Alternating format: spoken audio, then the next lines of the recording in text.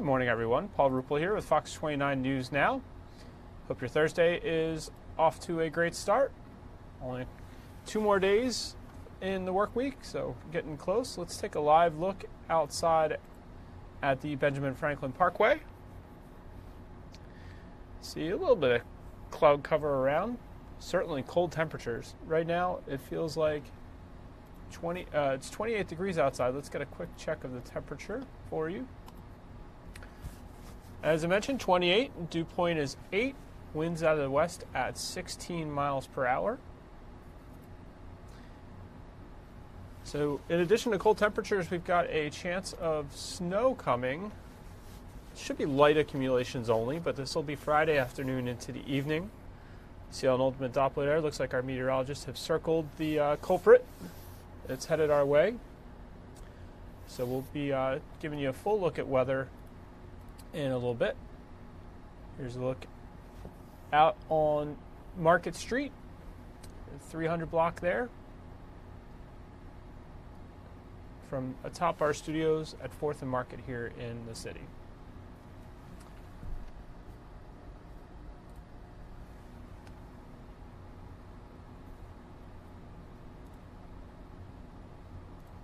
Let's take a live look at Washington, D.C.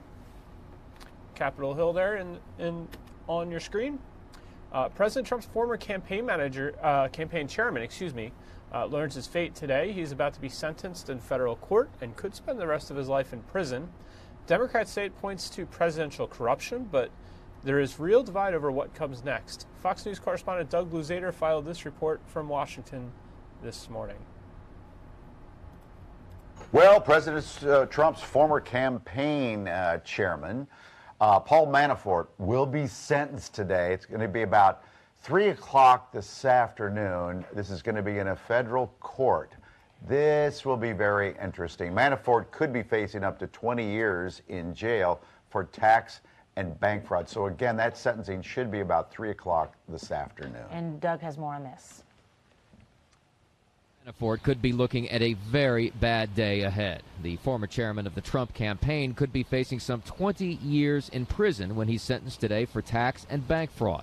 That comes as Democrats try to pick apart President Trump's one-time inner circle. I believe that all of the members were satisfied with the statements and the responses that I gave to them. A former Trump attorney and general fixer, Michael Cohen, continues to cooperate with Democrats in Congress as they launch one investigation after another.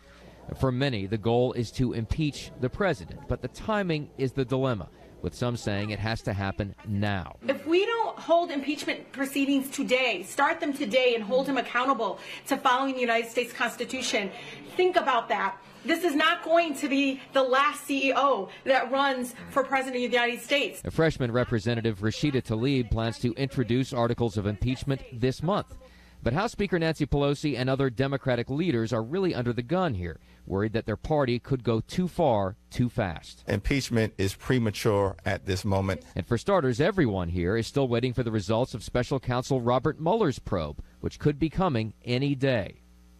Any day, and there's some speculation that maybe it's going to come out tomorrow. I think at this point, we've had so many kind of false starts with this, it's tough to say when this thing is going to be released. But you see Democrats kind of moving on a different track now, having their own investigations moving forward now in the House. So no matter what the Mueller report comes up with, they'll have kind of this, alternate track to take. Boy, it's going to be an interesting day. Thank you, Doug. We'll see you again tomorrow. 7-11 now. Again, a live look there at Capitol Hill. Obviously going to be an interesting day in federal court there where Manafort's being sentenced in one of his 2 cases. The other sentencing, I believe, is also coming up soon. And as Doug Luzader mentioned, the former campaign chairman for President Trump's 2016 campaign could face up to life in prison.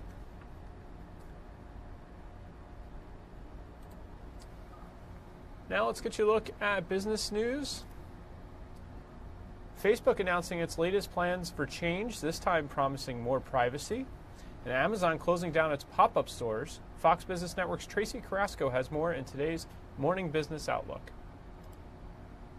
The Dow, S&P 500, and NASDAQ all closing lower on Wednesday as uncertainty about a possible trade deal with China fuels the sell-off. Facebook CEO Mark Zuckerberg wants to make big changes to Facebook, promising more privacy for users. Zuckerberg says Facebook plans to increase privacy by encrypting messages and allowing users to engage in conversations with smaller groups or one-on-one. He says Facebook will be integrating Instagram, WhatsApp, and Messenger so users worldwide can easily message one another across the networks. Amazon is shutting down its pop-up stores. All 87 stores will be closed by the end of April, ending the year-long experiment. Instead, Amazon will focus on expanding its bookstores and 4-star stores. Amazon is also reportedly planning to roll out a new line of grocery stores and more of its cashierless Amazon Go stores.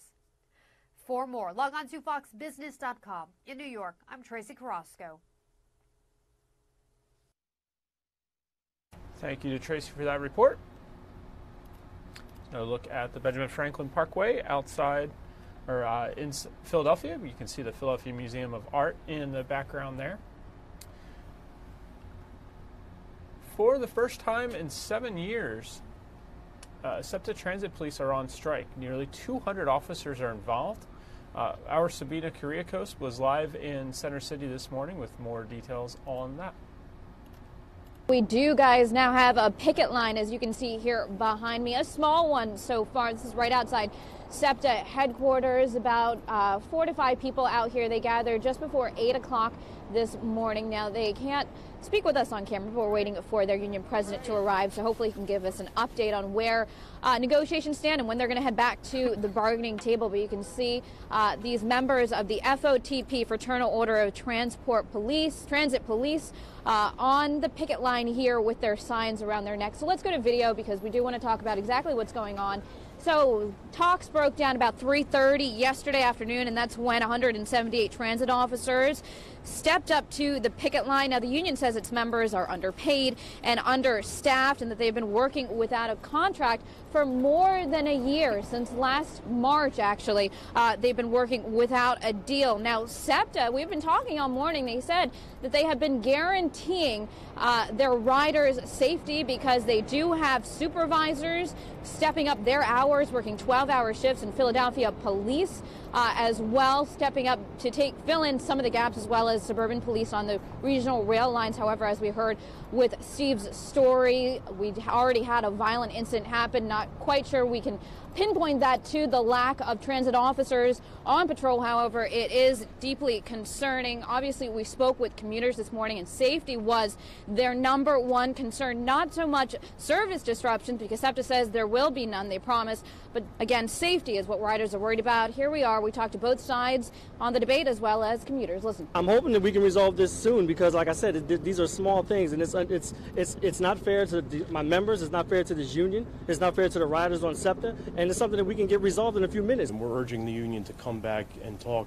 We made progress over the last few months, and we want them to come back to the table. We think we can get this done. They put their lives just like regular police officer on the line every day. So let's give them a fair contract and be done with it. And let's bring it back out here. We can see, actually, you know what? We have the union president here with us. Sir, do you mind if we, what's that? Vice President. Vice President, do you mind if we just get a quick update? Not at all. Do you know when you're going to head back to the bargaining table? We haven't heard anything as of yet. Nothing yet. And you guys are ready to go back to the table. What's your sticking point right now? Just a work rule. It's one simple work rule, and we're ready to go back to the table whenever they are. What rule is that? We're not at liberty to say right now because we'd be negotiating on television, so we're just waiting to see when they want to go back. Okay. Is it the rule about the body cams is what we're hearing? Something along those lines, yes. Along those lines. Tell us about the stabbing that we've just heard about. There was a stabbing on the Broad Street line, I believe.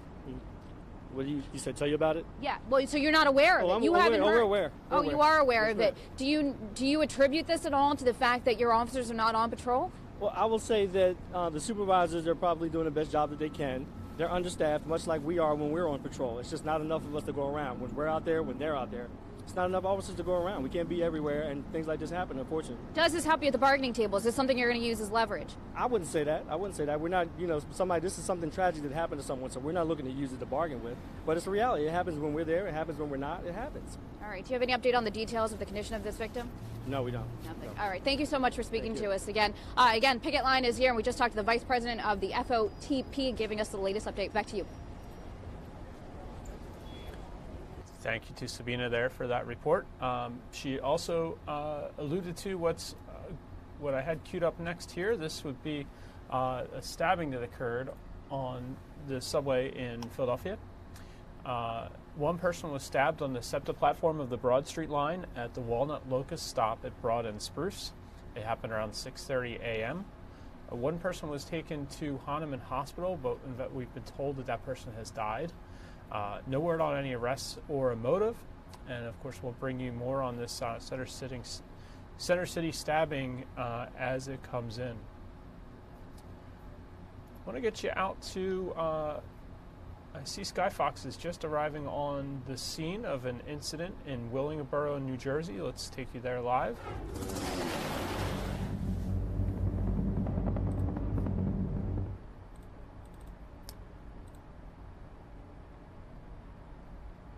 We're trying to confirm some information here, so I don't have a lot for you at this moment, but this is Willingboro, New Jersey. I believe this is a car that was found on Medley Lane.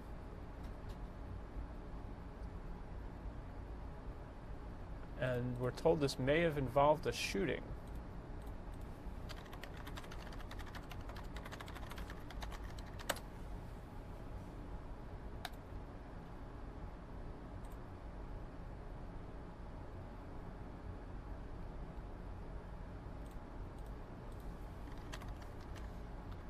Checking with our assignment desk here to see if we have any more information at this time.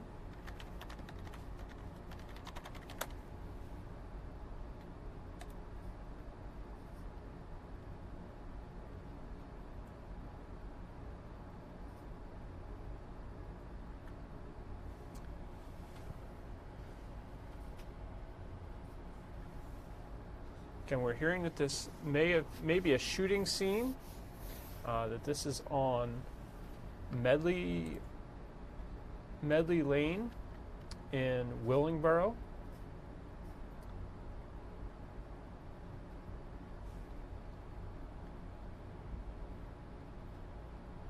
Investigators seem to be poring over the vehicle there and the scene.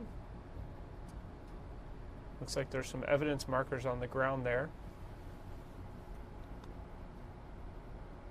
So we'll get you more information as it becomes available.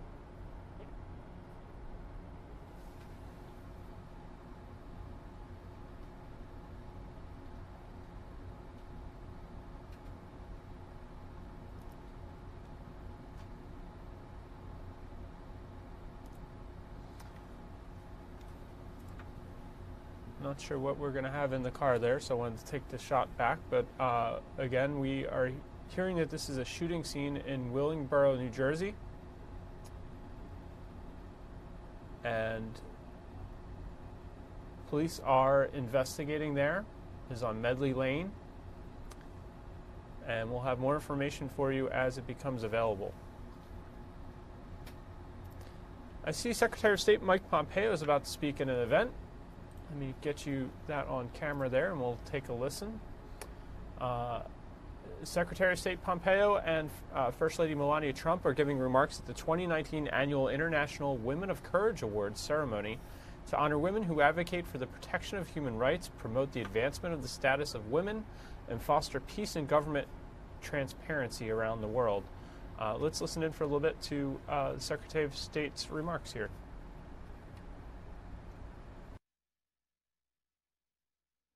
I've witnessed women's service in my time in the military and have been inspired by them in my personal life.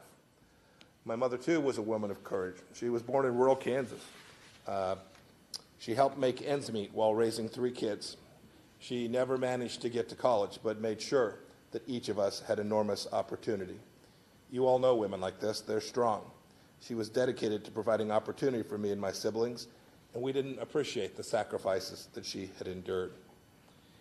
And she also raised me to be really smart. I married another courageous woman, Susan, my wife, who's here with me today.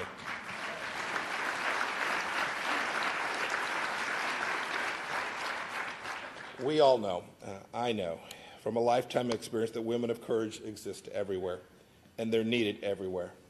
That's one reason I've appointed women to dozens of senior leadership roles here at the place I'm privileged to work, from undersecretaries to assistant to secretaries to non-career ambassadorships. We know here we can't succeed without empowering women worldwide, and that means we need to make sure that we have women empowered at our department worldwide. And now it's my honor to welcome our distinguished guest speaker today, a woman of incredible power and courage, a woman who's been a powerful advocate in her own right. Since becoming First Lady, she's been increasingly outspoken against the enslavement of human trafficking and sexual abuse of women and girls all around the globe. I know she will continue to be an influential leader, an influential voice who inspires future women leaders like herself all around the world. Please join me in welcoming the First Lady of the United States of America, Melania Trump.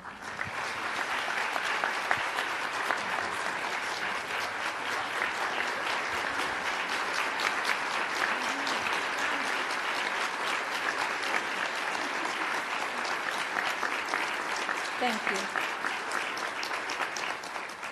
Good morning.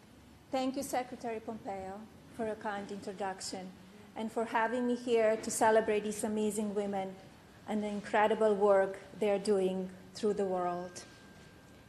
It has been my honor to attend this celebration for the last 3 years. As First Lady of the United States, and I'm proud to represent a country that empowers and supports women here at home and on an international scale. Throughout history, women have contributed in so many ways to our society. Tomorrow is International Women's Day, yet another opportunity to recognize the work of women throughout time. Women continue to influence the world in so many powerful ways. We now have more women in Congress than any other time in our nation's history.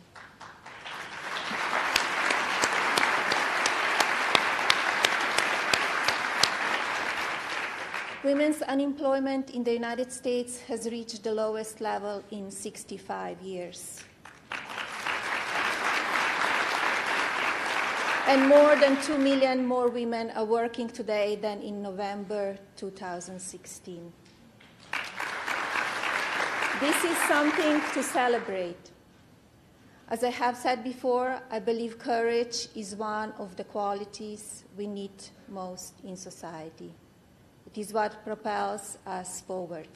Courage is what divides those who only talk about change from those who actually act to change. Courage takes sacrifice, bravery, and humility.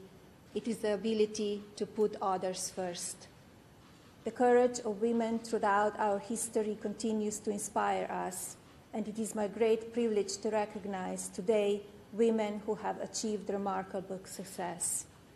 I know we all have the courage within us to achieve great things for the betterment of this world. The women we are honoring today, a symbol of courage.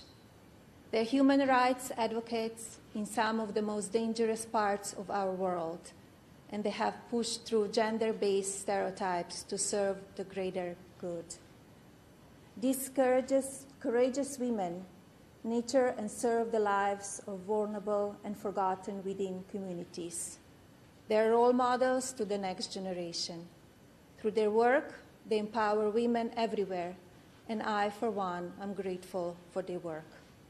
I want to thank the Secretary Pompeo and State Department and the Office of Global Women's Issues for all the work they are doing in the pursuit of a world that is more free and more prosperous. I look forward to today's celebration. God bless you, your families, and God bless the United States of America. Thank you.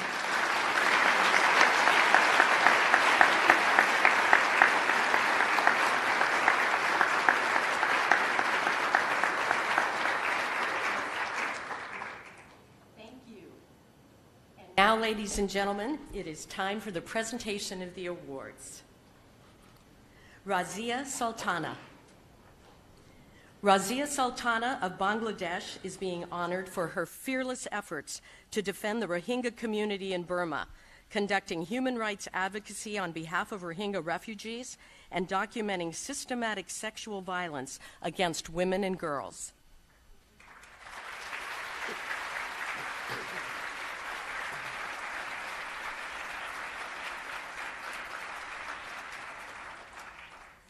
Gunya Pa. Gunya Pa of Burma is being honored for her brave efforts to condemn the military-led violence against the Rohingya people and selflessly working to improve the lives of women and children in conflict-afflicted communities.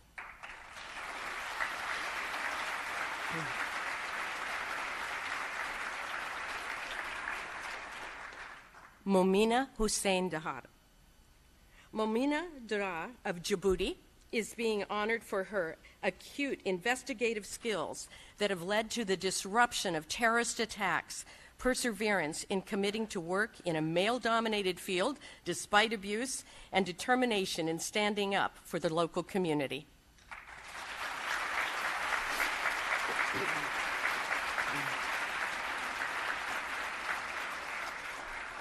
Mama Maggie. Mama Maggie of Egypt. Mama Maggie of Egypt is being honored for her visionary commitment to serve the lives of the poor and forgotten in her community, realizing the value of those seeking vocational training in order to contribute to society and providing economic salvation and spiritual direction for impoverished children in her country.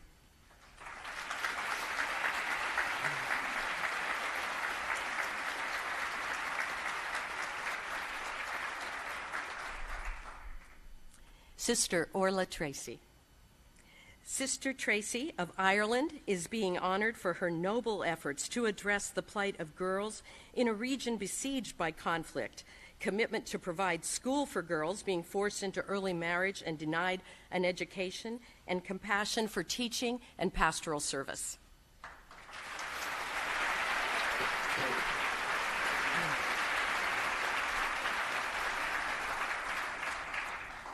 Colonel Khalida Atwal. Colonel Khalida Atwal of Jordan is being honored for her steadfast leadership in advancing women, peace, and security, addressing a diverse range of issues on behalf of victims of domestic, physical, social, sexual violence, refugees, and family protection.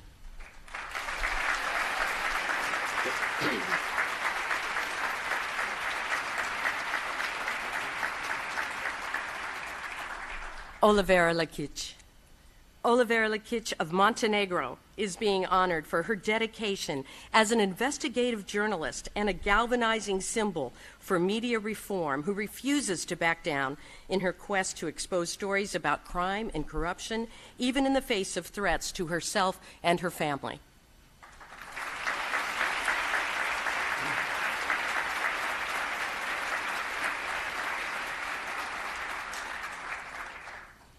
Flor de Maria Vega Zapata. Flor de Maria Vega is from Peru and is being honored for tireless and visionary efforts to spark change in Peru's environmental enforcement efforts, defying threats aimed to derail her work and promoting environmental stewardship to protect Peru's natural resources and the communities that depend on them.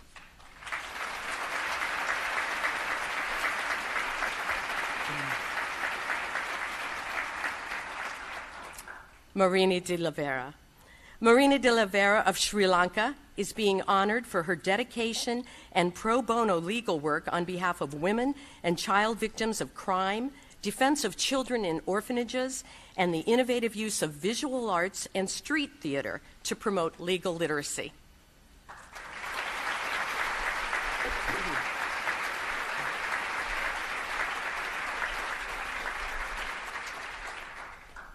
Anna Henga. Anna Henga from Tanzania is being honored for her groundbreaking efforts in coordinating Tanzania's anti-female genital mutilation coalition, defense of the rights of women in the Maasai communities, and encouraging women's political participation.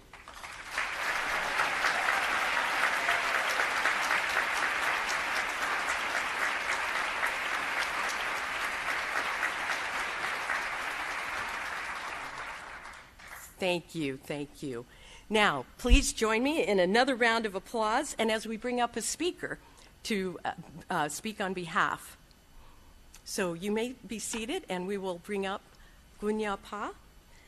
Gunya Pa, again from Burma, is going to speak on behalf of all of the awardees in this group.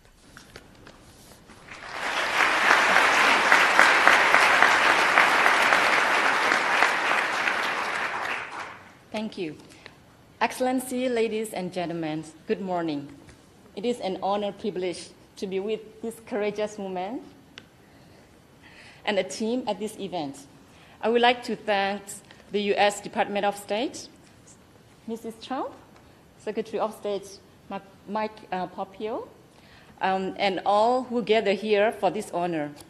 As I stand with these amazing award recipients, I am both awed and humbled. We have many courageous women in Burma, and when I look at this group, I realize just how much we can accomplish when we are not afraid and we work together. My fellow recipients fight for and serve the neediest across the globe. Sister Ola, she's educates girls in South Sudan. Colonel Khalida helped people like me in Jordan. Olivera writes the truth in Montenegro, even though she is being threatened and attacked. Very courageous. And Flor protect environments in Peru. Marini protect women and children in Sri Lanka. Anna defends human rights in Tanzania. Sister Razia documenting human rights violation of Rohingya. And Momina bring the rule of law to Djibouti. And finally, Mama Maggie educated the poorest in Egypt. This group touches every part of our lives, all over the world. I can only hope to carry on their images, having met them, and inspire me to do more. I want to thank every of you for what you do each day, and for showing me what unbelievable things can accomplish by courageous women, and for inspiring me to reach higher and further. I was born displaced, and I spent my entire childhood either running or in refugee camps. Imagine sending your 6-year-old girl in Thai village to go to school because it was not safe in your village. Imagine being an 11-year-old girl coming home, see your village empty, family gone, being fled, and then spending days wandering from settlement to settlement, looking for your family. I was that 6-year-old girl, and I was that 11-year-old girl as well. At that time, the Burma army burned and destroyed more than 3,500 villages in Southeast Burma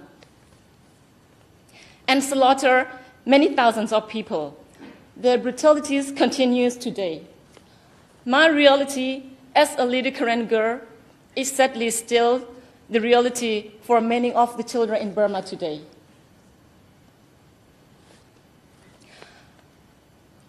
I have been working with the Korean Women's Organization, KWO, for 20 years. KWO has more than 60,000 members in refugee camps in Thailand, in internally displaced people camps in Korean states, and villages across Southeast Burma. We work every day to provide protections to women who suffer from violence and increase the voice and power to the women. We have built our capacities and now have delivered an education to women, people with disabilities,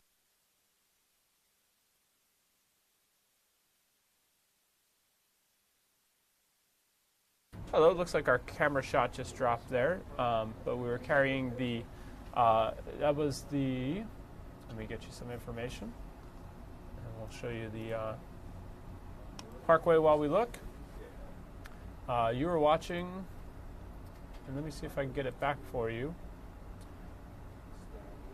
That was Secretary of State Mike Pompeo hosting the 2019 press conference. I think I know why it dropped. I think they're changing shots, actually getting ready for another news conference. It's coming up at 10:45. But you were watching Secretary Pompeo and First Lady Melania Trump hosting the 2019 Annual International Women of Courage Awards, that ceremony. I believe that was being held at the State Department. We are waiting for a news conference to begin. I'll show you a live shot here. This is a local news conference we're going to be taking you to. This is about the death of a young human services counselor. His lawyers are holding this event. The family's legal team is announcing developments and fact-finding on behalf of the family of Caleb Sturgis, is the young man's name. He was 25 and died of a massive heart attack in suburban Philadelphia while driving to work in June 2018.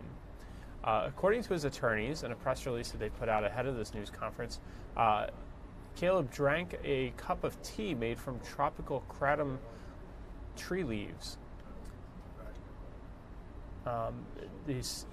Kratom was labeled as a herbal supplement and sold to him online, but Chester County coroner concluded that his death was caused by acute mitragynine intoxication.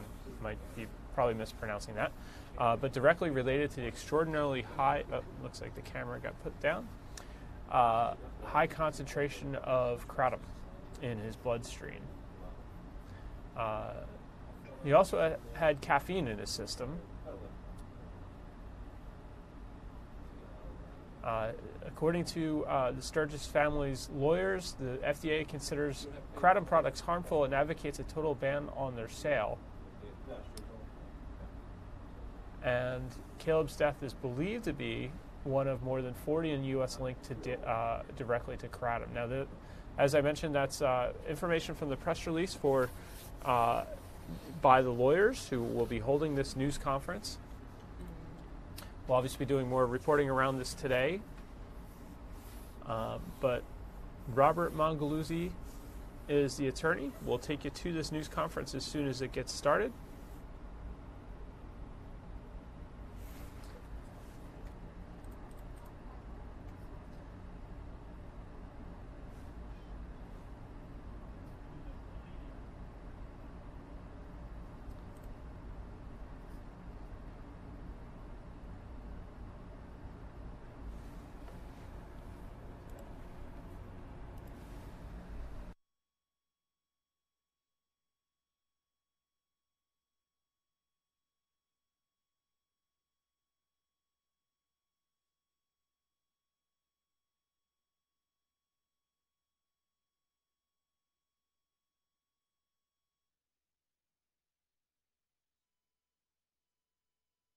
I can tell you that other live events we're expecting to happen in the next hour or so. I'll try and bring some of these to you, if not live, then delayed.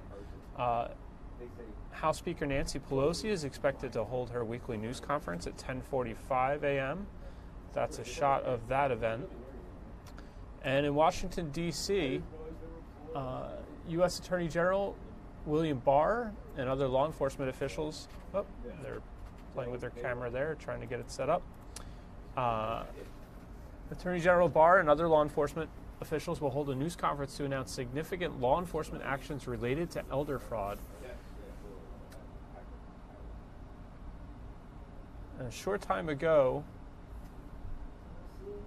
the Attorney General was hosting a local leaders roundtable to address elder financial exploitation featuring victims of elder abuse. That shot was being provided to us a little bit earlier, but now we're expecting an 11 a.m. news conference to be held at the Department of Justice. So while we're waiting for some of these things to get underway, let's get you through. Let's bring you some of the other local news from this morning. First up, I've got an update already on the story we brought you at the top of the show.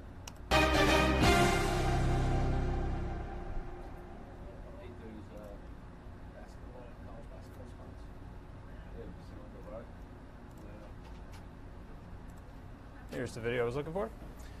We're told that a person of interest is in custody in the stabbing that occurred on the SEPTA platform of the Broad Street line at the Walnut Locust stop at Broad and Spruce. This happened around 6:30 a.m. One person was taken to Hahnemann Hospital, but investigators later told us that person had died. Our Steve Keeley has been all over the story this morning. He's saying that this was on the SEPTA subway concourse. Again, a person of interest is in custody. The fight was not among random commuters, but between two men who knew each other this morning at 6:30. And this was under the Kimmel Center at Broad and Spruce.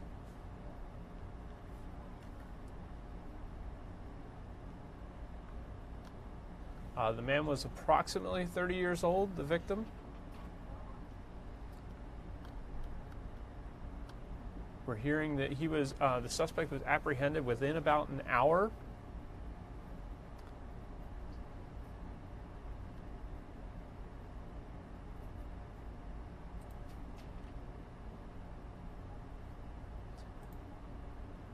Again, an arrest has been made in the stabbing of a suspect on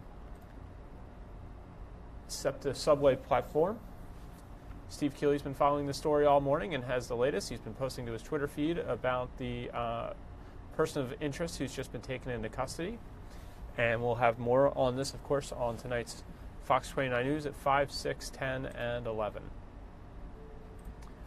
Steve wound up covering several homicides. The first one he started out on this morning was in West Philadelphia, where a man is dead after being shot in the head and chest while sitting in his pickup truck. This happened just before 3 a.m. on the 4900 block of Catherine Street. Officials say the killer was sitting in the passenger seat with the 36-year-old victim when they started shooting. So far, no arrests have been made, but here's a little bit of information that police provided at the scene. Fortunately, we found multiple cameras in the 4900 block of Catherine, right near where this homicide took place. So detectives are knocking on doors, trying to identify the owners of these businesses and residences to see if these cameras recorded anything that can help us with this homicide investigation. At this time, we don't have a description of a shooter or shooters, but we know a semi-automatic weapon was used. We found at least 3 spent shell casings inside of the passenger side front seat of the Dodge Ram pickup. And as I mentioned, there was another homicide that Steve was covering earlier today. Police are searching for the suspect behind a fatal shooting in Kensington. This happened at 9:30 last night on the 700 block of East Ontario Street. A 26-year-old man was talking on the phone in the waiting area of a Chinese takeout restaurant when he was shot point blank. Through his phone and into his face, we're told. He was pronounced dead just after midnight.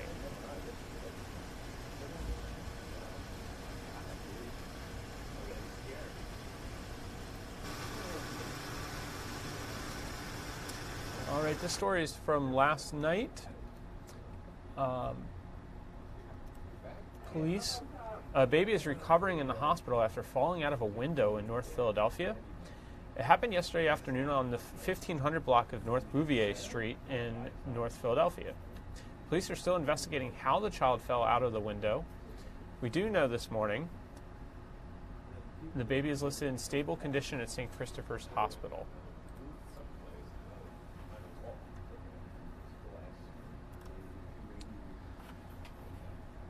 Police say shot a man last night after a report of a stabbing and someone with a weapon. This happened at a West Philadelphia home on Hazel Avenue near South 49th Street just before 7 o'clock.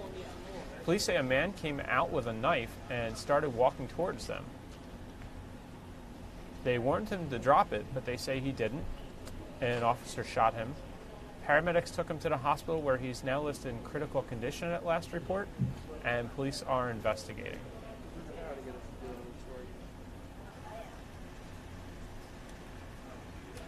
The family of Shane Montgomery will get $525,000 from the bar that continued to serve him alcohol the night he drowned in the Schuylkill River. Back in 2014, after a night of drinking at the now-closed Kildare's, the Westchester student went missing. His body was later found in the river, but a jury says that even though they continued to serve him, Shane Montgomery had the largest share of responsibility and that he was negligent.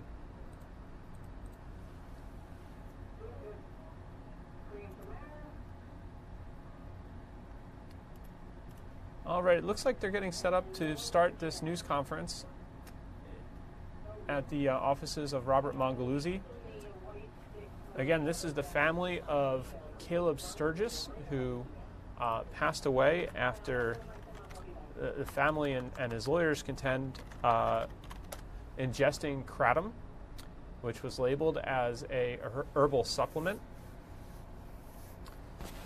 Sturgis died while driving last year after drinking this. He also had caffeine in his system. Let's listen to a news conference here that's getting underway at the offices of the family's lawyer.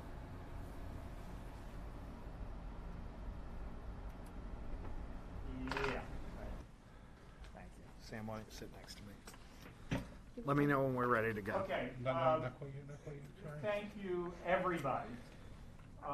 You should have or will have a copy of the complaint, the filing of which is being officially announced by Bob and the legal team. Thank you. You should have a copy of the press release as well. Scott Sturgis, Caleb's dad, is not going to read his remarks in their entirety, but we have copies of it as well. There are family photos. Sturgis's family and his lawyers contend that Kratom may be responsible for his death. That he may be one of 40 in the U.S. whose deaths have been linked to Kratom. And the FDA, his lawyers say that the FDA considers these products harmful and is advocating on a total ban. I suspect his lawyers are about to announce legal action in this case. This is occurring at the law offices of Robert Mongaluzzi on Market Street in Philadelphia. Yeah, Sam's just grabbing me a pen. The lawyer there is joined by members of Caleb Sturgis's family. Let's listen in. Why don't you pass down those packets?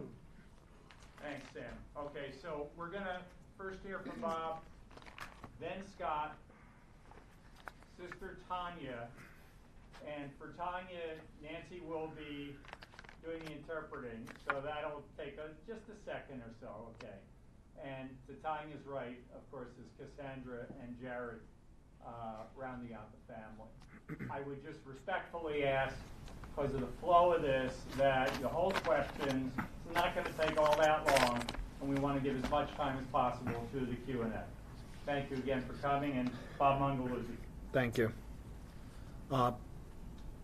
Kratom kills, and Kratom killed Caleb Sturgis. The Sturgis family has filed a lawsuit against the seller and supplier of what they, as a family, thought was a safe and effective herbal remedy. What they didn't know was that Kratom kills. It is addictive. It is deadly. The Kratom industry has continued to propagate the myth that Kratom is safe when in fact the exact reverse is true. It can and does kill.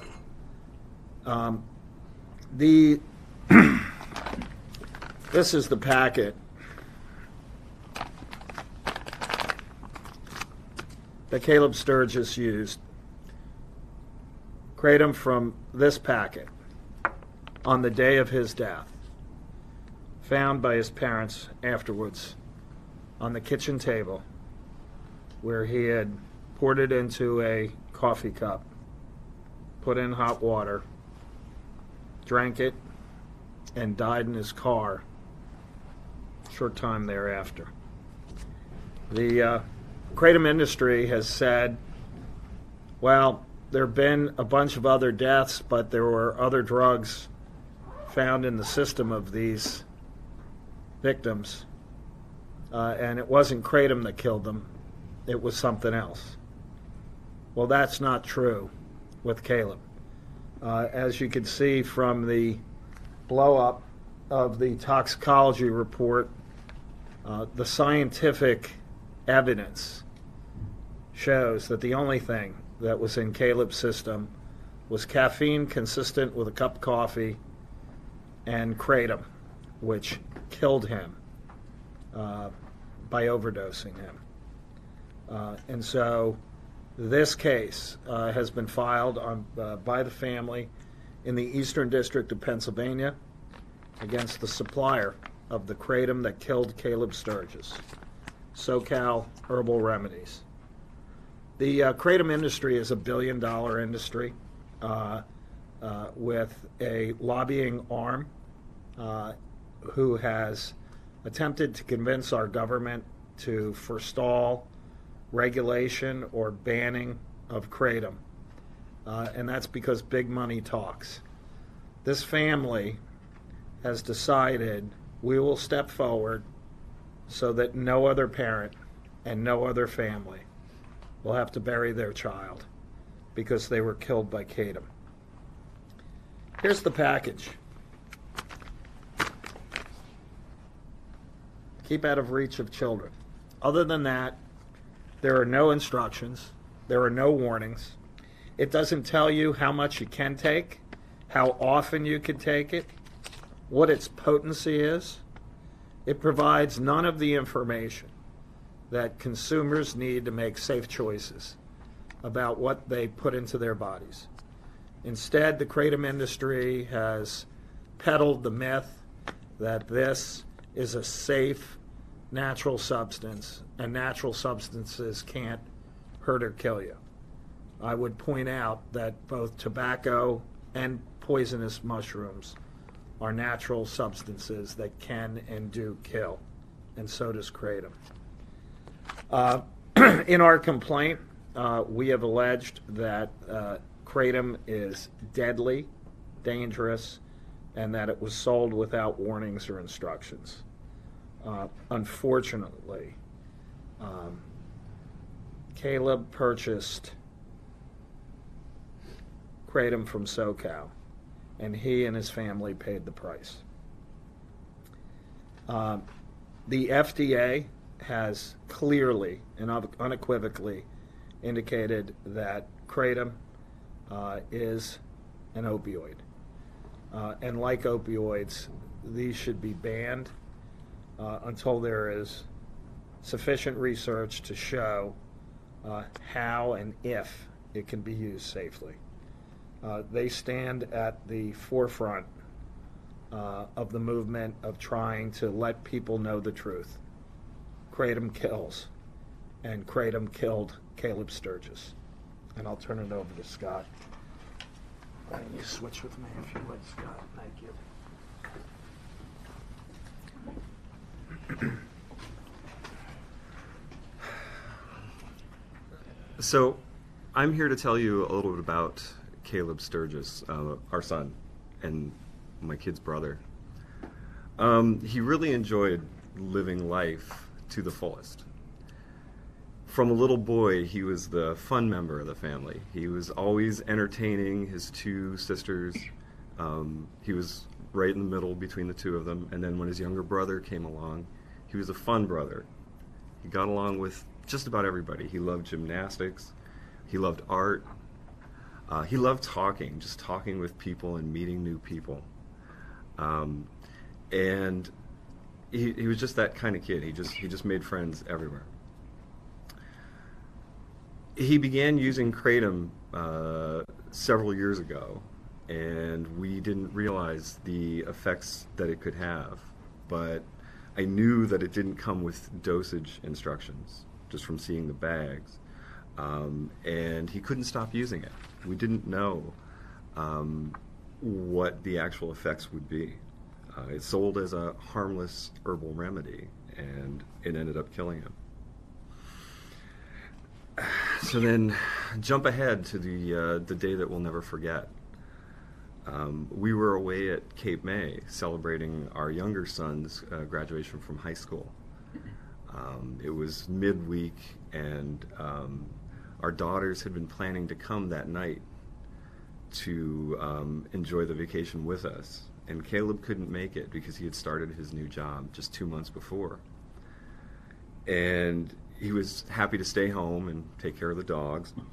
And on that Wednesday morning, I'd gotten my phone was alerting me to something. I was on vacation, it'll wait. But later I saw messages from my neighbor saying that 2 police had showed up at our door. And I looked at the phone and I saw the numbers, so I called them back, and it was Pelosi Hospital. And I couldn't get information from the nurse. The doctor will call you back, leave your number. And the police had tried to call. I called them back. No response there. Later in the morning, we decided, I knew something was up. I had no idea. I sent Tanya on her way to the hospital because she was still at home. And Lori and Jared and I took the dogs for a walk. I thought, well, don't know what's happening, not getting an answer. And about halfway through, the phone call came, and it started with, I regret to inform you. And, everything goes black for a minute. And so I contacted Tanya first and said, well, there's, you can turn around and go see your sister and let her know what had happened, and tell Caleb's boyfriend, RJ, as well, in person. And then I had to tell Jared and Lori. It was the hardest thing I ever had to do. Lori did what mothers do. She fell, she sobbed, she insisted that I was lying, or that I was making it up. I didn't know how to react to any of this. So over time, Cassandra became overwhelmed. She had to quit her job. She developed an autoimmune disease. That was Jared's graduation week that had happened, and his graduation week turned into a funeral week, and he postponed college. He has a bright future ahead of him, but it's just all on hold for now. Slowly we learned what had happened to Caleb, that it was Kratom that killed him. The medical examiner, she found this high level of Kratom in his system, and nothing else except for a little bit of coffee. She said it was the equivalent of a morning's cup of coffee. He died, I think, at 8:12, and so that made sense. But we can't get Caleb back.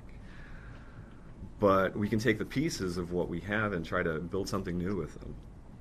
And we're speaking out so that people learn that this can and does kill, that Kratom will kill. And we just don't want to wait for this to happen to someone else. So thank you. Okay, we're going to just do a momentary pause here while we reset, and you're going to hear from Tanya about her little brother. Yeah, we're going to move in. So I'm going to have to get in between you guys.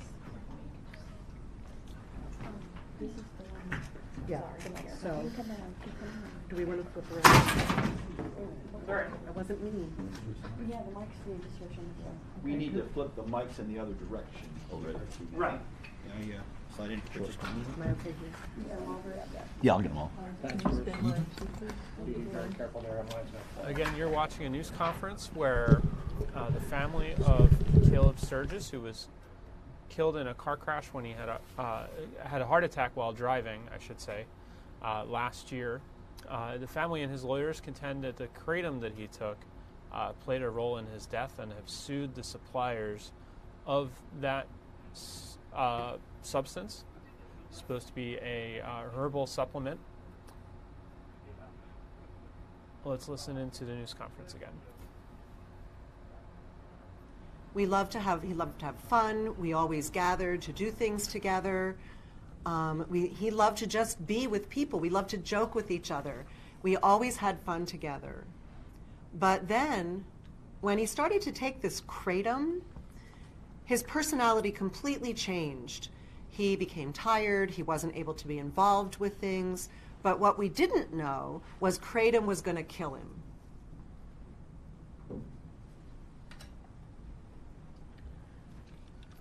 Questions? Thank you, Tanya. Why don't we just reset mics and chairs? Could we maybe ask Tanya a couple of questions first, and then, Sure. then we can go to the mics back? Sure. So we're not back and forth?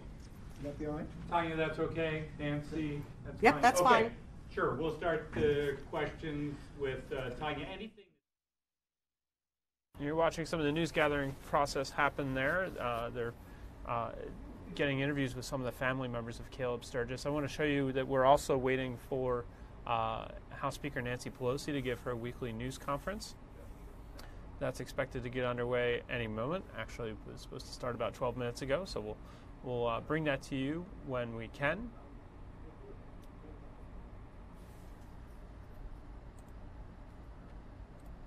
In the meantime, I think you got the gist of the family's lawsuit there. Obviously, a crushing death for them. The loss of a 25-year-old young man, older brother, while his brother was celebrating a graduation. Family hoping to. They believe that Kratom played a role in his death, and they are going to try to get those who they believe are responsible to take responsibility. That's what they'll be doing with that lawsuit.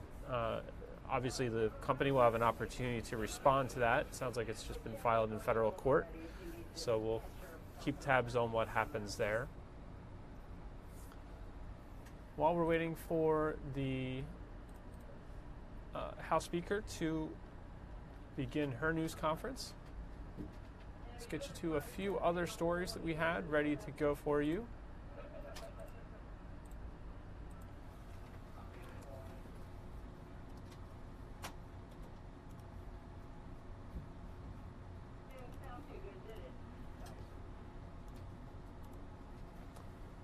In Camden County, a homeless man and a woman who confessed to launching a fake GoFundMe account pleaded guilty to federal charges yesterday. You'll remember this case. This is Johnny Bobbitt, 36-year-old, and 28-year-old Kate McClure, who you see on the left there. They pleaded guilty to conspiracy to commit wire fraud yesterday in federal court in connection with the scam that earned them $400,000 in just 3 weeks from a GoFundMe page. Back in November of 2017, McClure and her then boyfriend, Mark D'Amico, who you saw a moment ago, gave McClure the only money he had. They claimed that Bobbitt gave McClure the only money he had so she could buy gas to get home. They created a GoFundMe page, taking in $400,000 and claiming it was money to help Bobbitt. But they ended up spending that money on expensive vacations, even a BMW. Kate, on at least 2 occasions, told D'Amico that they needed to stop because it was just out of control. There was so many people. That time of year, the goodness of Americans came out. That was an attorney for McClure. D'Amico has pleaded not guilty in this case, but as we mentioned there, Bobbitt and McClure have both pleaded guilty in federal court, and that happened in Camden yesterday.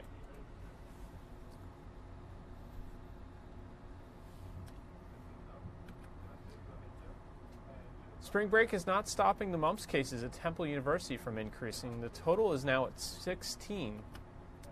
The outbreak started about 2 weeks ago with a handful of students testing positive for the disease. Health officials say mumps is passed through saliva and respiratory secretions like mucus. What may be surprising, most of the mumps patients were vaccinated as kids, a vaccine that loses its effectiveness over time. If you think you may have the mumps, doctors say to self-isolate for 5 days and contact a doctor. Treat the folks who are sick, educate everyone else about what is going on and what steps they can take and prevent other people from getting sick. All I've heard is through the emails, and it's just going around. There was like, I don't know how many people, but it just seems to be like a lot, and it's just contagious, so it's going around fast.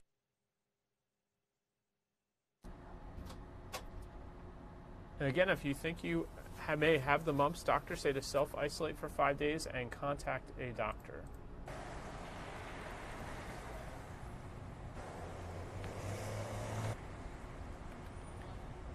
Lehigh University is banning hard liquor from on-campus housing. The decision is part of a crackdown on fraternities and sororities. The plan comes after several fraternities and sororities were placed on probation or otherwise sanctioned for hazing violations.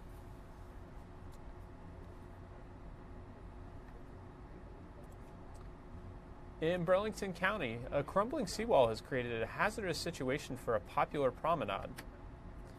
Burlington City's riverfront promenade has become increasingly dangerous as different parts continue to deteriorate. City officials say water is penetrating the corroded 50-year-old seawall. A fence has been put up to keep people away as a safety precaution. It's a very active area, a lot of runners, a lot of walkers. People couldn't possibly understand the danger of walking on the sidewalk, not knowing that there literally is nothing underneath. Officials say repairs will begin as soon as possible, but the price to fix the area will add up to almost $1 million. That price tag is in addition to the city's multi-million-dollar riverfront revitalization project.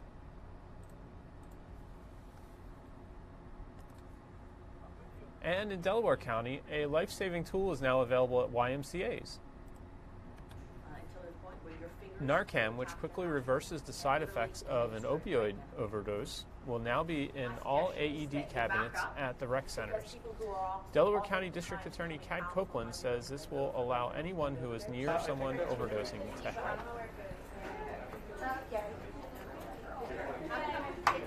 It looks like House Speaker Nancy Pelosi is stepping up to the microphone. Let's listen in to her weekly news conference in Washington.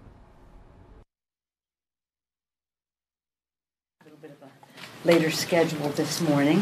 We're very excited this week to be having H.R. 1 debated on the floor. Tomorrow it will pass.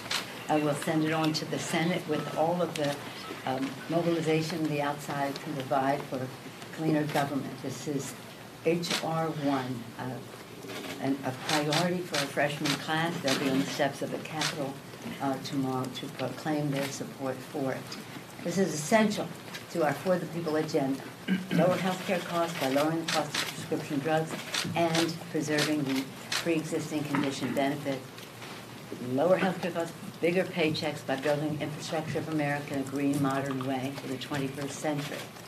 But the public belief that we can do that depends on our passing legislation to amplify the voices of the American people and reduce the voice of dark special interest money that has influenced decisions in Congress before.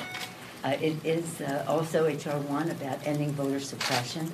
What are some people afraid of when people have a right to vote? It contains John Lewis's language, fighting voter suppression. It also contains a path to H.R. 4, which is to restore the Voting Rights Act to its fullest efficacy, as it was pushed back by the Supreme Court. And it also is a way to empower small donors over big donors, so that the public again knows that everyone's voice is as important as anyone else's voice. Again, it was it's about confidence, about ending skepticism.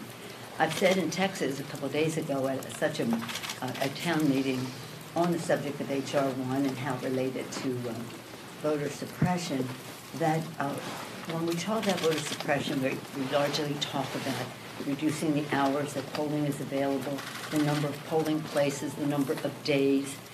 It's about time and location, etc., in certain areas where polling places are closed. But one of the big suppressors of the vote is the suffocation of the airwaves by big, dark money, misleading the public, not telling the truth about what is at stake in the election. And public shows up their hands and then just decides not to vote. So this is about honoring our democracy. We said we were going to do it as we have proceeded, building on what we talked about last week. The committees continue to have introduce bills, have hearings on bills to lower the cost of prescription drugs and protect the Affordable Care Act, continue to have hearings on how we proceed on infrastructure, and HR 1 be on the floor today. We also said we were going to pass legislation to advance common sense gun violence prevention, and we did last week with HR 8. Next week we'll be launching our Equality Act to end discrimination and for the LGBTQ community, and we will also be launching our initiative to protect the Dreamers and the and temporary protective status persons in our country.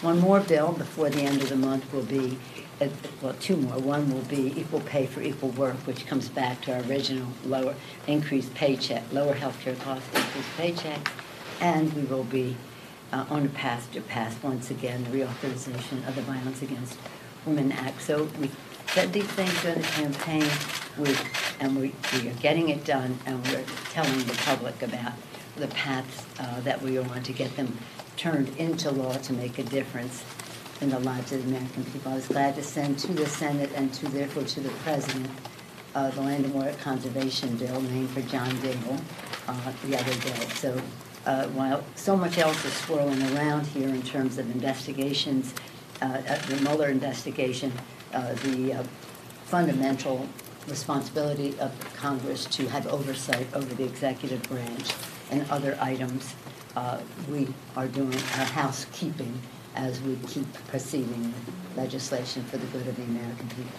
I was particularly happy this week that we were joined by 4 senators who have been former members of the House. Senator Leader Chuck Schumer, Maria Cantwell, Ron Wyden, and Ed Markey. They joined us to launch our net neutrality legislation led by Mike Doyle, chair of the Technology Committee of the Energy and Commerce Committee, along with other members of the committee, including Chairman Palone. Anna Eshoo is the godmother of that legislation. She too joined us. So we're busy with our legislative work, despite what we might read in the press.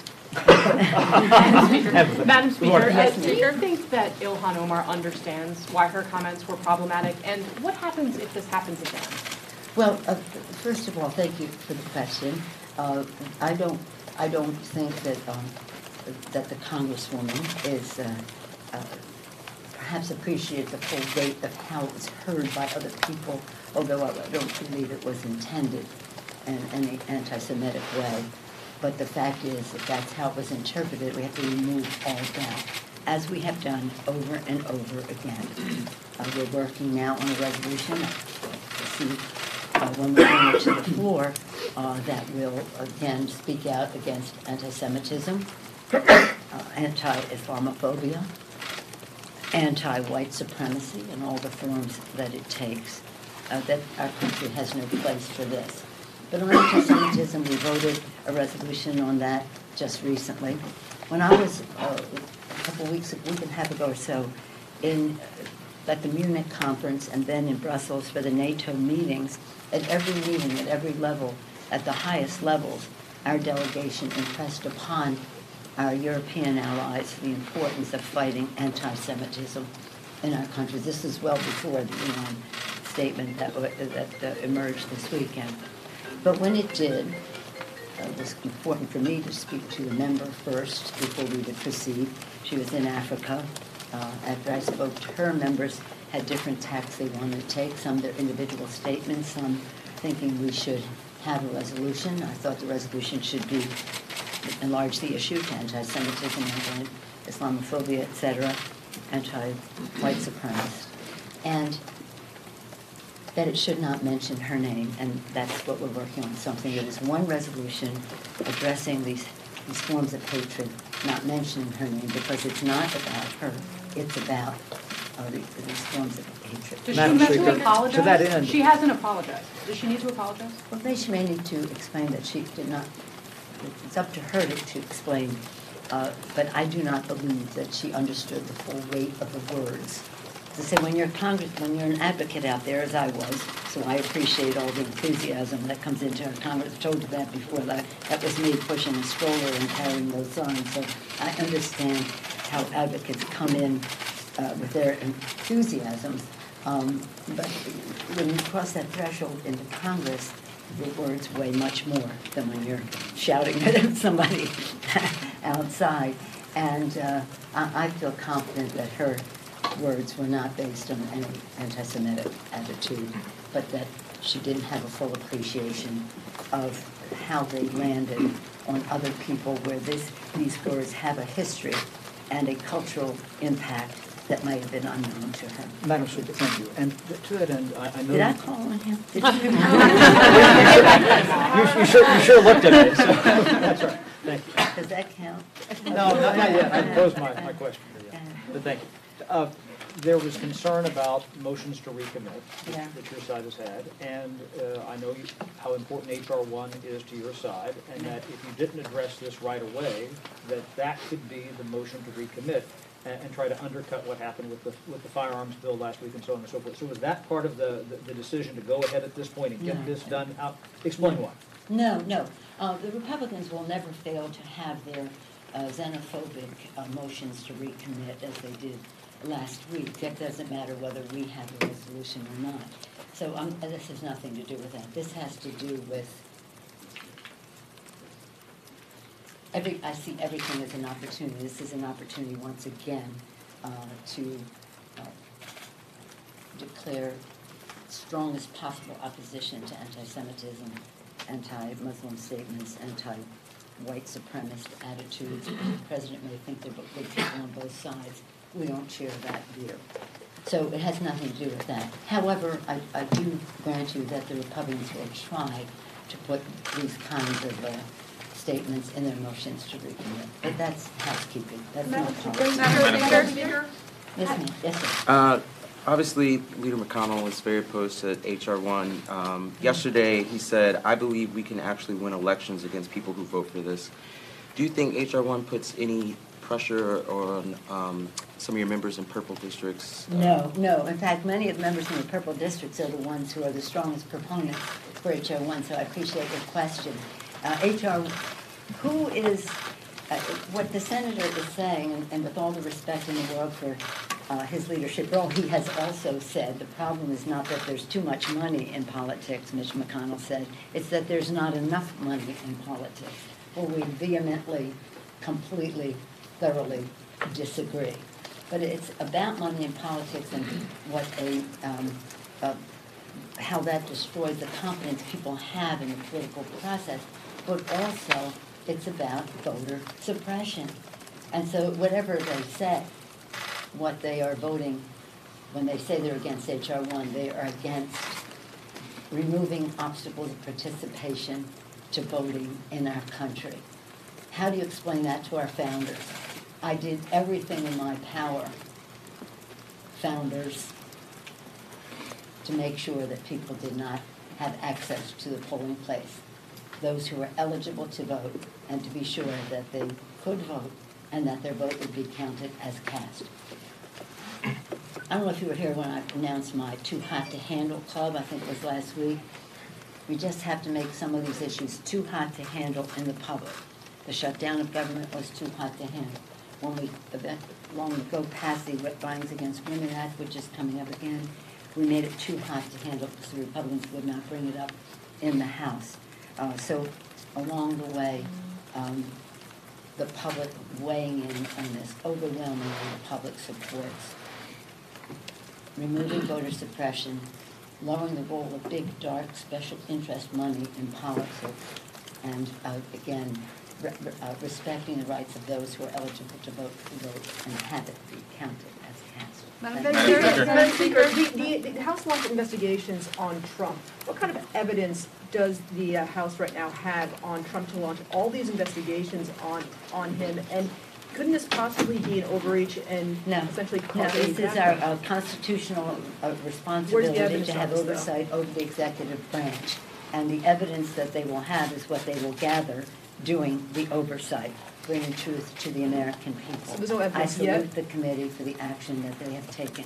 If we were not to exercise oversight over the executive branch, we would be delinquent in our duties. Madam Speaker. We're currently operating under extraordinary measures because we've reached the deadline for the debt limit. What's the current plan to either raise or extend the debt limit? And are these conversations? A few more days for that, don't we, isn't it? We're working under extraordinary measures right now. Well, according to the Secretary of the Treasury, those extraordinary measures will go until September or October. Let us hope that long before that we will have lifted. Does that mean it's not an urgent problem? It doesn't mean it isn't urgent. It just means that we have to address it. Everything is urgent here, right? This is urgent, but everything is also an opportunity to have a giant civics lesson for America as to what the role is of government, of each of the branches of government, and the extraordinary nature of the president usurping the constitutional powers of the legislative branch, Article 1, immediately following the preamble. And that's why we were so pleased that we were able to succeed in passing that legislation. Oh, did I mention that? Under the leadership of Joaquin Castro. And now it's in the Senate where the senators are asking the president to withdraw. Madam Speaker, can you address of the Constitution of the United States? Madam Speaker, can you address the dangers of policing speech? You have spoken about this previously this year, when one of your members used an expletive to describe the president. Earlier this year, when one of your members used an expletive to describe the president, you said you weren't going to be policing speech, and I wondered if you could talk about the wisdom of, or the dangers of policing the speech of your members. Well, we're not policing the speech of our members. We are condemning anti-Semitism, anti-Islamophobia, and we are condemning white supremacy. So that is what we are doing. And anybody who engages in that kind of speech, we will condemn. People using expletives, expletives. You want to lose his language? I'm more concerned about what he does to hurt children at the border, to degrade the air that our children breathe and rest. I'm more concerned about his policies than his personality or his language. But nonetheless, if we're cleaning up everybody's language, we could start in the time. Thank you. You've been watching House Speaker Nancy Pelosi holding her weekly news conference in Washington. We'll bring it back here live. Let's get you a look at Ultimate Doppler radar. There you see our next weather maker headed this way.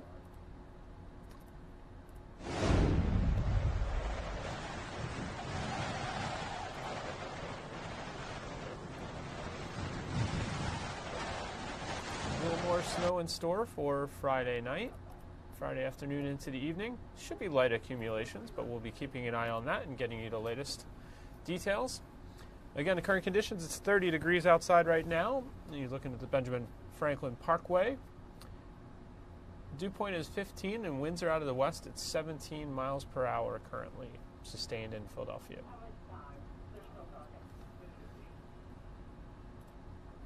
Here's a little bit of a closer look at Doppler, but you see not too much activity at the moment. Some clouds starting to pop up a little bit in South Jersey and to our west. Your current temperatures, as we discussed, 30 degrees right now in the city.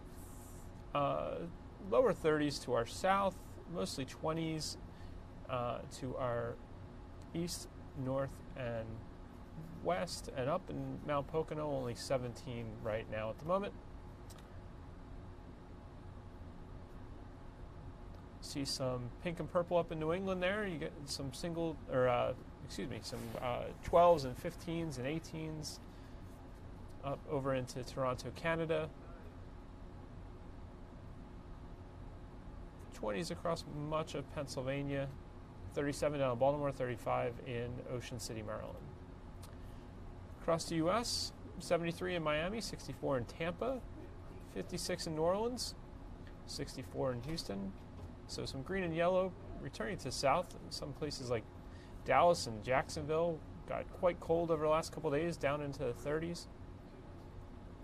50 in San Francisco, 39 in Portland, And your northern plains, your cold spot. Our temperatures are up slightly from yesterday at this hour, 6 degrees warmer than the day before. Here's a look at our wind speeds.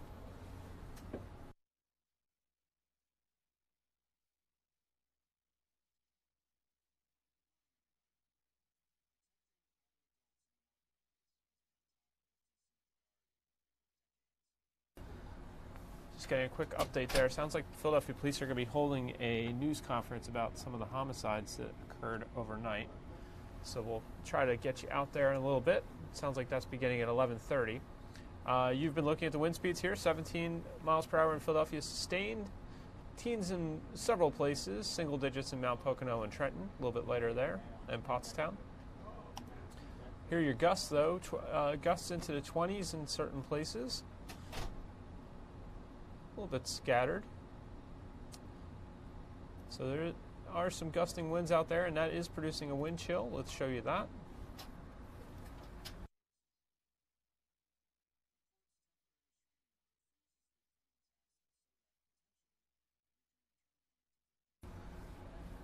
Wind chills in the teens in many places. To the south of the city in the 20s, but north of the city it feels like the teens in many places right now. Those are your feels like temperatures.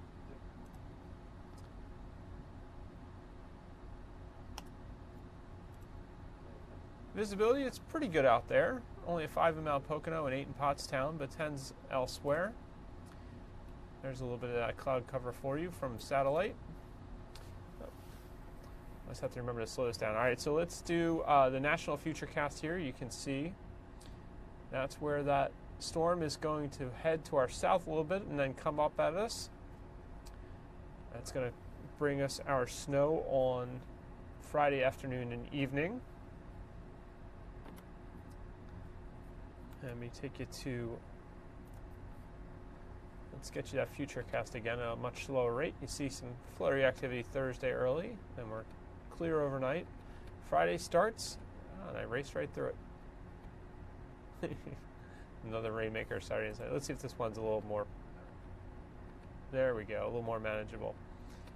There you see some of that snow moving into the area Friday afternoon and causing some more snowfall during the evening rush. So beware, the end of your work week could be a little bit of a sloppy commute. Hopefully the accumulations will be light. That's what we're anticipating, a coating to an inch, I believe I saw our meteorologist talking about. As you move a little bit further into the night, it clears out, and by Saturday morning we're clear. And then here comes the next round of precipitation, Saturday into Sunday. And then we're clear for Monday.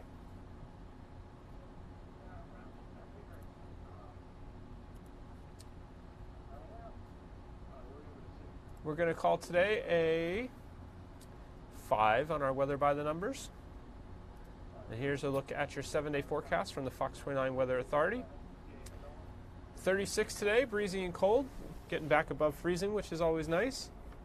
PM snow and rain, 39 on Friday. That's going to be a 5 on our forecast by the numbers. Actually, it looks like we had 7 and 5. Saturday will be sunny and milder at 46. Sunday, rain, mild, 58. That'll be the St. Patrick's Day parade here. We'll be carrying that for you live on Fox 29. Monday, sunny and nice, 52.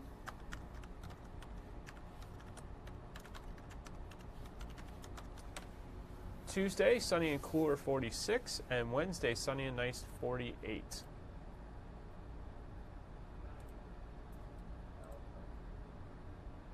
Again, we're hearing there will be a news conference. Philadelphia Police holding one on the violent night that occurred. We had several homicides. Steve Killey was at the scene of several and reporting on them. We had somebody shot in a pickup truck, someone shot in a restaurant, and then we had the fatal stabbing in at the Walnut Locust subway station. Right now I'm looking at, it appears the Department of Justice is now holding this news conference on Maybe we'll take you here live for a couple minutes to listen in on what is being said. This is Attorney General William Barr will be speaking and other law enforcement about to announce significant law enforcement actions related to elder fraud. Let's listen in for a little bit, and then we'll get you to the Philadelphia press conference right after that. A document, so they use the consumer, the victim, to actually give access to their computers. It could be a phone call, could be a pop-up, either way. But they need the consumer's kind of help, so to speak, to then further access the computers. Yeah, so they're like visiting a website, the consumer, and they like click on a link and it pops up saying, "Oh, your computer's been affected. Call this number," and that's how they get them. They can come in a variety of ways. We're only limited by the creativities of these scammers who are, always looking to evolve new ways of trying to dupe consumers. Let's be clear, these are professional con artists. There are schools, scammer schools, where people are learning how to build a better scam, and that's why we are increasing resources and expanding our networks so we can not only keep up, but we can get ahead of these fraudsters. So last year you had, I think, 200 defendants. This year you have 260. At what point do you hope the numbers actually go down because you're deterring people from engaging in this sort of conduct?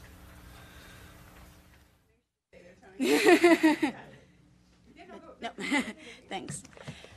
No, I think our goal is to have zero crime and zero elder fraud. And I think what's difficult about the numbers is we understand this is an underreported crime, and we're hoping that today, with all of your help to get the word out, that victims should come forward and report. We hear so often that victims are ashamed, they're embarrassed, they feel gullible, they just feel like they can't tell someone, and so instead they suffer in silence, and they're alone, and they're in silos, and that leads to further problems. We want to encourage people to report so we can fully understand the scope of the problem, and then from there, we can measure our successes. Could you talk a little bit more about the outreach you're doing to try to reach more people, to warn them about what you say is a growing problem? Yes, and this is an all-out effort. So just last year, the Attorney General named an Elder Justice Coordinator in every single U.S. Attorney's office. We have 93 Elder Justice Coordinators around the country. And they are kind of quarterbacking, for lack of a better word, the elder justice response in their local community. Because we realize this is a national problem, but it's going to be a local solution. And so together with our senior court partners, with the FTC, with state attorneys general, with kind of the local community engagement, they're going out to senior centers and YMCAs and faith-based organizations and fairs and anywhere that seniors are gathering to warn them about the schemes and, importantly, tell them who to call. Because when you do receive a call, it's important to know where to go for help. So we're trying to work locally to educate folks on the ground there. Can you or can one of you address a little bit more about what the Attorney General mentioned about outreach to tech companies and how tech companies can be of use in combating these schemes? Because while it might be good to go to fairs, it probably is. It seems like if the schemes are being perpetrated online, there's probably a way to try to leverage some of the people who are already online to try to crack down or discourage this activity. That's right, and I believe we'll have a readout later this afternoon that might answer that question more fully.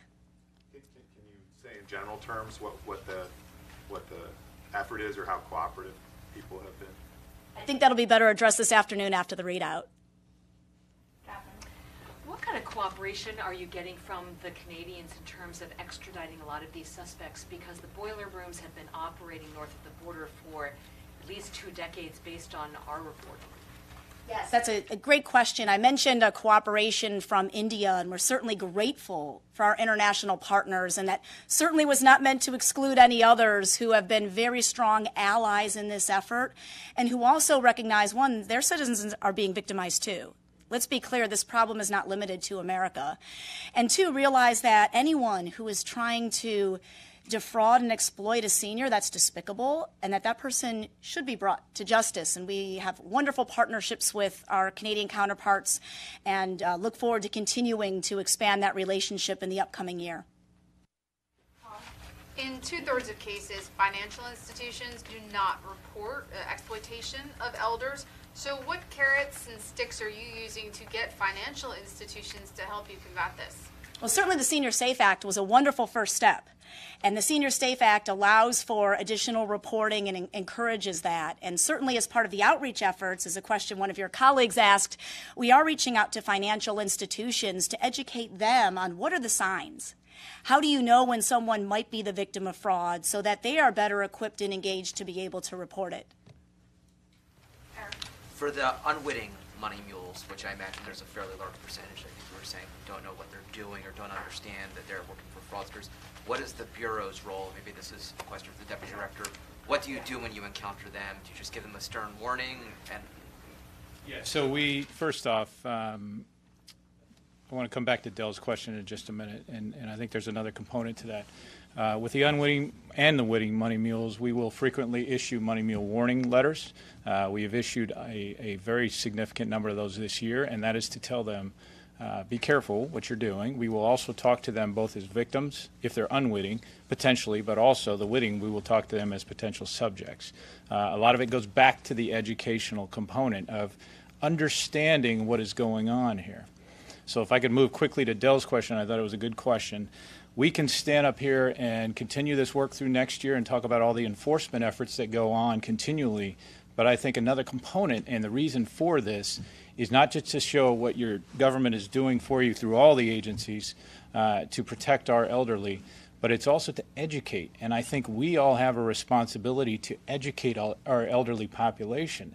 As part of that, you think about it, cradle to grave, when we were all born, our parents were our first champions.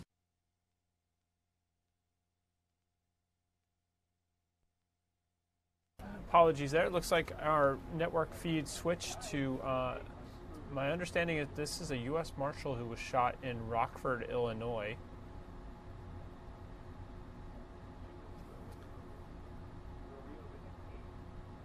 Saw our Chicago station post about this. Rockford, Illinois. I believe there's a manhunt underway for the suspect. Let me get rid of that banner there for you.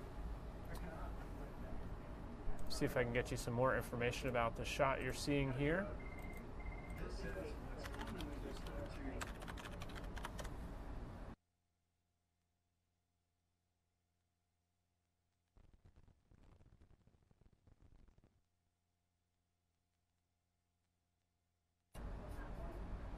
Yeah, as I was saying, our sister station in Chicago is reporting that Rockford, Illinois police are responding to an active shooter situation this morning at a hotel. Police tweeted that officers are investigating an active shooter situation at the Extended Stay Hotel on North Bell School Road there in Rockford. A police source told Fox 32 in Chicago that a U.S. Marshal was shot in the head while serving a warrant at the hotel. The gunman then fled out the window and is currently at large. Apologies for the shot breaking up a little bit here. You're seeing Fox 32 helicopter here at the scene. But again, Rockford, Illinois police tweeted that their officers are at the scene investigating an active shooter situation at the Extended Stay off North Bell School Road. And they're asking folks to please avoid the area.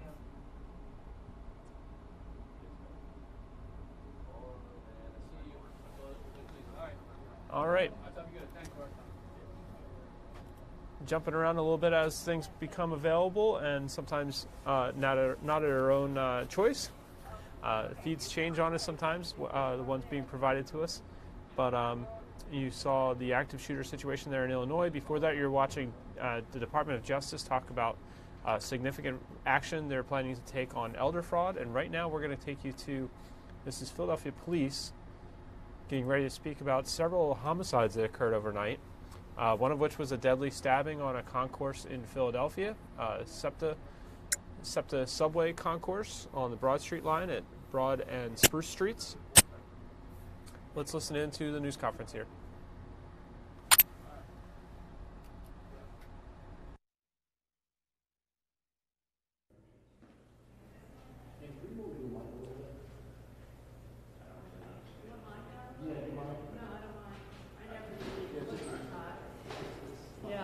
take this Thank guy you for either. waiting, Examiner. Hold on. Is that better?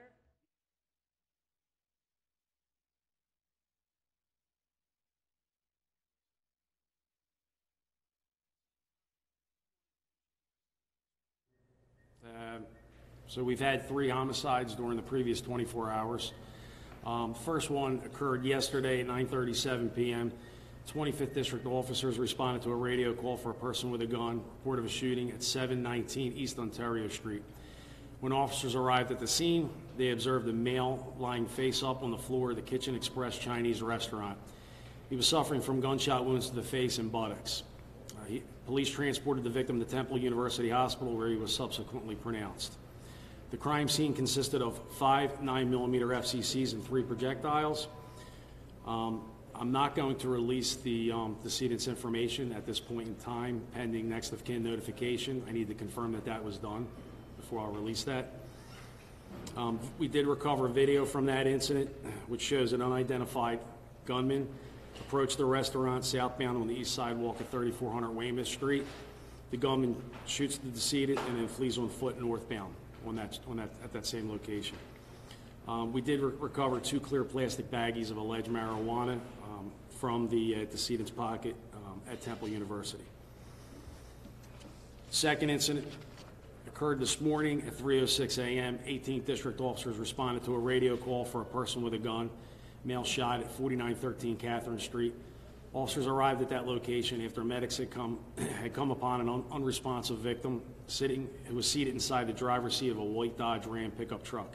He was suffering multiple gunshot wounds to the body. Medic 3 pronounced the victim shortly thereafter. The crime scene consisted of 4 .45 caliber FCCs and 1 projectile. And again, I'm not going to release the decedent's information. So far, there's no witnesses or video recovered at this time.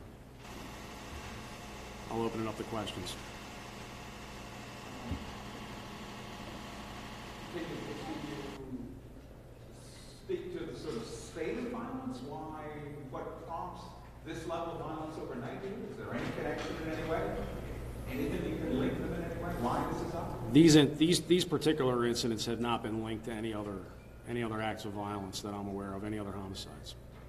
And Captain, the Broad Street subway death?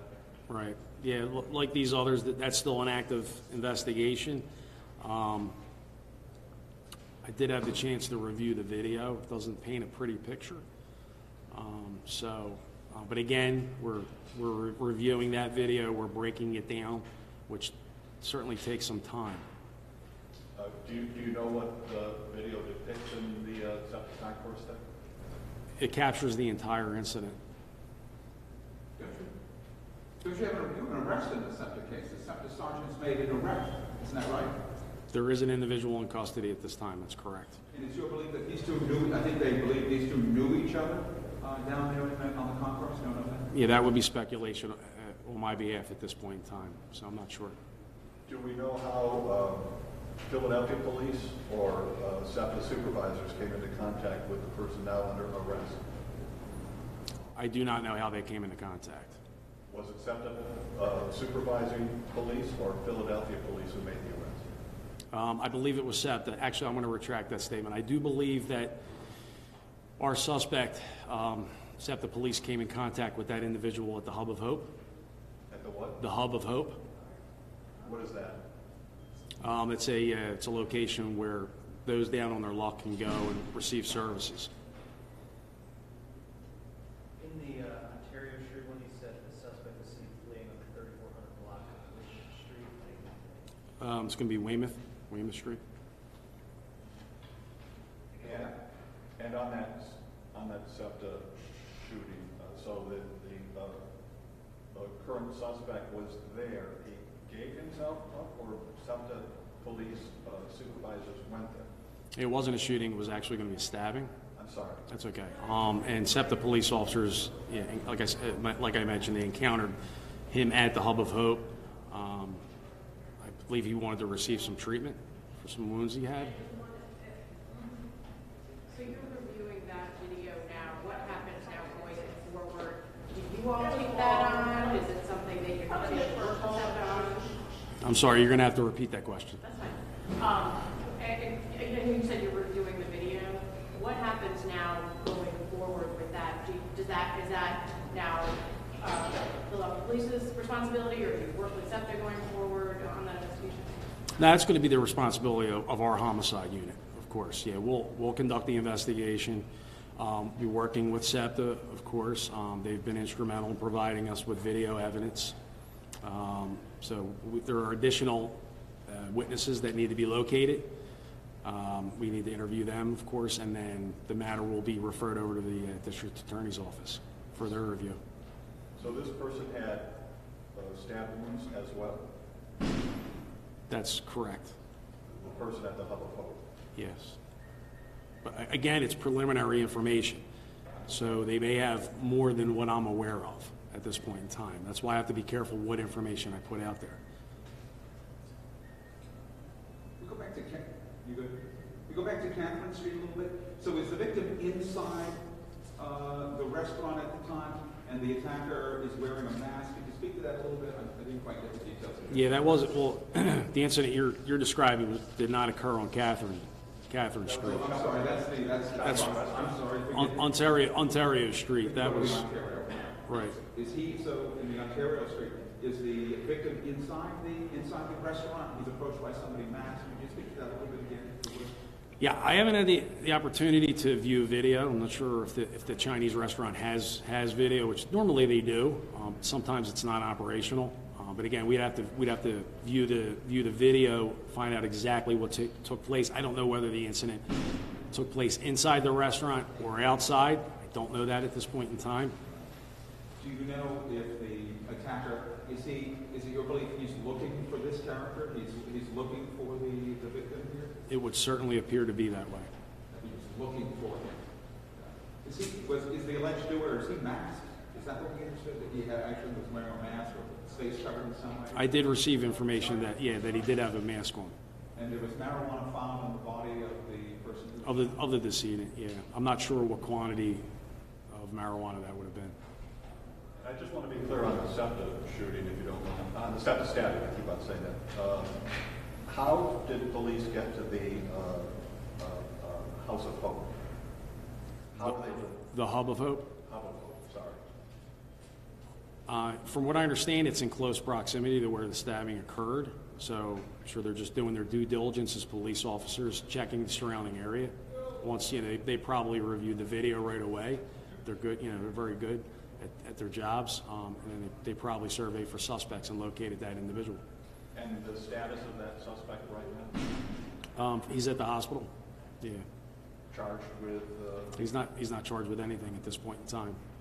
It's still an active investigation. Can you describe any more about what that video was? I know you said it's not pretty, but can you describe any more just in terms of what it does show you, what information it does give you? Right. It captures a violent confrontation between the two individuals. I will say that at this point in time, and again, I viewed the video personally, it would appear that the person that we have in custody for this stabbing was the aggressor. He had the knife, or whatever the implement was. I would say that it appeared that he had a knife in his hand, correct. And were there only two people depicted in the video? Were there other people nearby or witnesses? There were others, yeah. I had mentioned that there were witnesses to this incident, so we're attempting to locate them at this point in time. But it was just between two. That's correct. And how long did it last? The confrontation was probably under a minute. Under a minute. Do you think, would there have been, obviously there's an ongoing strike that happened yesterday. Would there have been, from what you know, SEPTA police officers on that deck at that time in the morning? Had there not been a strike? I would not know the answer to that question. I think you would have to contact SEPTA police for that. If I could go on to the Catherine Street, so that's the truck. That's the truck incident. That's where the male was, he was found inside the white Dodge pickup truck. Do you know anything more about that? He's sitting in a truck, somebody comes up and shoots him in the head through his phone? It's still early in the investigation. It normally takes 24 to 48 hours to get a full understanding of what happened. You said you weren't going to. Do you know who he is, though? Do you know whether that victim lived in that area, or why in any way he would have been there?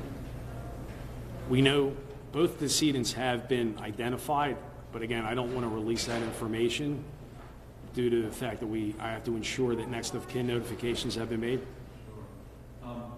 The person in the truck, is he dressed as if he is going off to work, or do you get any sense of what he's doing in that area at that time, or from the look of him? Or what Yeah, I don't have the answer to that question. Are you? I know you're reasonably new to this job. Do you see? Are you looking at trends and looking at a spate of violence here, a growing number of homicides? Are you trying to track where you are now as to where you are last year, and that sort of thing? What are your thoughts on this? I think we're a few homicides over where we were last year. At this point in time, I don't know if I can point to a particular reason why that's the case. But of course, we're hoping that it begins trending downward. Do you see any link last year to this being driven by the opioid crisis in any way, as was talked about last year? I would say that there's a correlation can be made between the opioid crisis. Of course, we continue to see many homicides that occur in East Division that are the results of narcotics. Okay. All right. Thank you.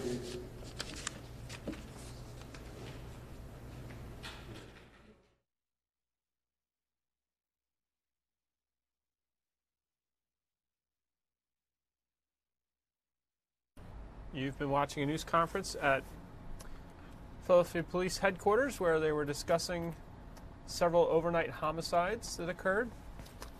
Let me recap those for you before we go. The most recent is one that we do have an update on, and they mentioned there that there's a person in custody involved as a result of this incident. Trying to nail down exactly where this occurred, either on the SEPTA subway or on the platform of the Broad Street line at the Walnut Locust stop. We're hearing the victim got as far as the top of the stairs. But this happened around 6:30 in the morning. The victim was taken to Hahnemann Hospital, but was later pronounced dead. The victim is approximately 30 or early 30s. We do hear that there's a person of interest in custody in this case. So that is the most recent. You heard them referring to a Catherine Street incident. Let me show you some video from that scene. This is a man who was shot in the head and chest while sitting in a pickup truck just before 3 this morning on the 4900 block of Catherine Street. We're hearing the killer was sitting in the passenger seat with the 36-year-old victim when they started shooting. That was the information we had this morning. So far, no arrests have been made. And last night, there was a shooting at here's the video now, fatal shooting in Kensington. This is at 9:30 last night on the 700 block of East Ontario Street. A 26-year-old man was talking on the phone in the waiting area of a Chinese takeout restaurant when he was shot point blank. We heard that the gunshot went through his phone and into his face. He was pronounced dead just after midnight. You heard police giving updates on all three of those cases. I can tell you heard questions being submitted there by our Jeff Cole, who is going to be reporting on those incidents today. We also earlier today carried for you a news conference where you may have seen our Bruce Gordon enter into this shot. That is the story of a local family that is suing after their 25-year-old son died of a heart attack while driving. Tests later revealed that he had Kratom in his system, which is supposed to be an herbal supplement. The family is suing the suppliers of the Kratom. Bruce will be covering that story and getting both sides. And here, I had the emotional, actually fairly composed, as the interviews can go. You can obviously get people who are very emotional. The family there was very composed, telling the tale of how they learned that their 25-year-old son, brother, sibling had passed away. Our Bruce Gordon will have the latest on that story tonight. And let me see if I have any other updates. Of course, those stories will be on the Fox 29 News at 5 and 6.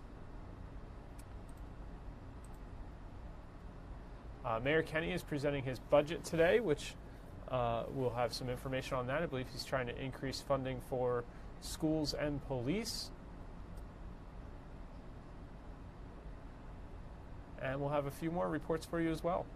Later this afternoon, we may carry this for you. New Jersey Mega Millions. There's a winner to be revealed. So we'll carry that news conference for you when it happens. And you just saw Captain Jason Smith of the Philadelphia Police Department's Homicide Unit taking questions at the Police Administration Building. He was talking about the incidents on the 700 block of Ontario State, 4900 Catherine Street, and was asked about the stabbing on SEPTA at the Walnut Street station. This shot is breaking up, so I won't show it to you for long, but we are following a police shooting that occurred. We're told this is in Rockford, Illinois. Pull that shot up for you in one moment.